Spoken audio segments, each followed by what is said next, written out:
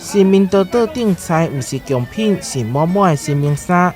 中秋节这天，台南知名财神庙大保护秩序，整理出35领土地公穿过的衫，予信众跋杯求转去保平安。祈求那个正财啦、正宅啦，或是那个祈求家人的身体健康。因为我是在做电话行销，我就希望说可以每天业绩都很好，然后就是可以领比较多的奖金。其实这的新明衫拢是信徒的心意，一领拢无少，手工刺绣2边还佫有零，上贵的爱5万块。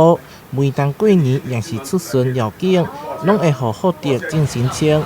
一冬落来，新明衫的衫图已经满出来。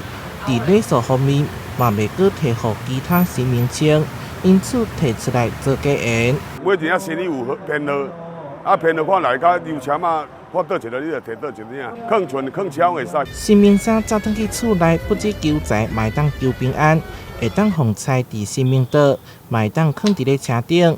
目前庙方暂时无接受新明衫的捐赠，会当换其他方式来感谢神明。台湾新闻社会采访报道。